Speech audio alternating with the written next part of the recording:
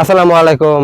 এই যে আমাদের তুদেরপুর গ্রামে এখন একটু বৃষ্টি হয়েছে। তো দেখেন তুদেরপুর গ্রামের এই যে রাস্তা, একটু বৃষ্টি হলে রাস্তা অনেক কাদা হয়ে যায়, রাস্তায় মানুষ চলাচল করতে পারে না। আর একটু বৃষ্টি হলে ভারী বৃষ্টি হলে এই যে রাস্তা, এই যে বর্ষার দিন ভারী বৃষ্টি হলে পানি পানি আস্তে আস্তে বাড়ে, বাইরে এই যে দেখেন রাস্তাঘাট তলায় যায়।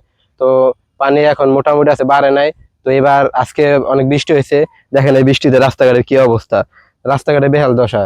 আমি আমাদের ভাঙ্গা থানার এমপির কাছে আবেদন করব যে সে যেন আমাদের তুদেরপুরের রাস্তাটা ঠিকঠাক করে দেন।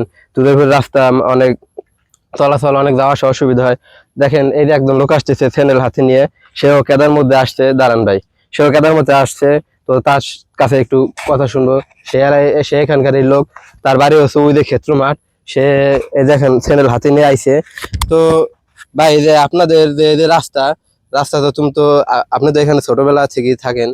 তো এই যে রাস্তা তো যাওয়া আসা অনেক অসুবিধা, রাস্তায় বৃষ্টি নামলে অনেক কাদা হয়। তো এই বিষয়ে কিছু বলেন যে যাওয়া আসায় কত অসুবিধা হয় নাকি সুবিধা হয় আর বৃষ্টি নামলে? ভাই কি বলবো, ঠিক আছে। এই যে যে রাস্তা ছোটবেলা থেকে যাইতেছি আসতেছি, মানে বৃষ্টি নামলে হয়েছে একবার স্যান্ডেল মাথায় নিয়ে যাওয়া লাগে ভাই। রাস্তার যে পরিস্থিতি হুম। পুরো একবারে কাদা হয়ে যায়, দেখেন না হাত পার অবস্থা কি তো ভাই। আমাদের তো তুদেরপুর গ্রামের চেয়ারম্যান আছে, সে কি এই রাস্তা দেখে না? আমাদের তুজোরপুরের চেয়ারম্যান আছে মনে হয়, ওই পাশে আছে, এই পাশে তো আসে না। এই পাশে আসে না? না না। তা দেখেন গাইছে, এই যে তুদেরপুরের যে চেয়ারম্যান আছে, সে আসলে এদিকে আসে না, রাস্তাঘাটে কি অবস্থা সে রাস্তাঘাট দেখে না, রাস্তাঘাটের অবস্থা পুরোই খারাপ। তো আমাদের উচিত চেয়ারম্যানের এই রাস্তাটা কেটে দেওয়া, পাকা করে দেওয়ার। তো আর কদিন মধ্যে বর্ষা হবে, তা বর্ষা হলে তো আপনারা এখান দিয়ে আসতে পারবেন না, তো তখন কি করবেন আপনাদের? বর্ষা হলে ভাই এটার মধ্যে পানি উঠে যাবে, তখন আবার নৌকে নিয়ে আসা যাওয়া করতে হবে। তো দেখেন এই যে নৌকে নিয়ে যাওয়া আসা করে, নৌকে নিয়ে গেলে অনেক কষ্ট হয়। তো অনেক এই যে তাদের বাড়ি এখানে, তো অনেক বাচ্চারা থাকে, তারা তো স্কুলে পড়াশোনা করে। তারা তো অনেক সময় অনেক দিন স্কুলে যাইতে পারে না, আর নৌকে থাকে না, সবাই তো নৌকে কেনার সামর্থ্য নাই। তো আমি আমাদের এমপির কাছে আবেদন করব যে সে যেন আমাদের এই রাস্তাটা কেটে দেয়, কেটে উঁচু করে পাকা করে দেয়।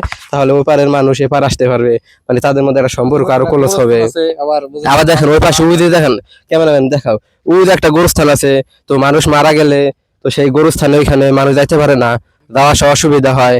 তো এখানে একজন লোক মারা গেলে লোকের সাথে, লাশের সাথে অনেকে যাইতে পারে না, অনেক আত্মীয় স্বজন যাইতে পারে না, দুই একজন লোক যায় নৌকে করে।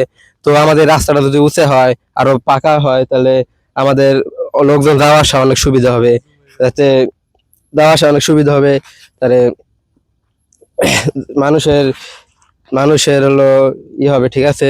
তো আমি চাবো যে আমাদের রাস্তাটা ফাঁকা হলে অনেক পোলাপান স্কুলে যাওয়া আসা সুবিধা হবে। আবার মানুষ মারা গেলে ওই যে গোরস্থানে তার মাটি দেওয়া অনেক সুবিধা হবে। তো আমাদের এই রাস্তাঘাটে দিকে আসেন, দেখেন এই রাস্তাঘাটের পরিস্থিতি কি দেখেন। এই যে মানুষ, এই যে কেমনে যাবে, এখানে বাচ্চারা স্কুলে পড়তে যাবে আর ঠুস করে পড়ে যাবে, আছাড় খাবে। তো মানুষ এই যে স্কুল, এই যে বাড়ি থেকে পরিবার থেকে বের হবে, আর এখান দিয়ে যাওয়ার সময় পোলাপান আচার টাচার খেয়ে পড়ে যাবে, তাহলে আর স্কুলে যাওয়াটাও হবে না। তো মানুষের আসলে অনেক অনেক অসুবিধা। তো এটা আমাদের তুদেরপুর গ্রাম।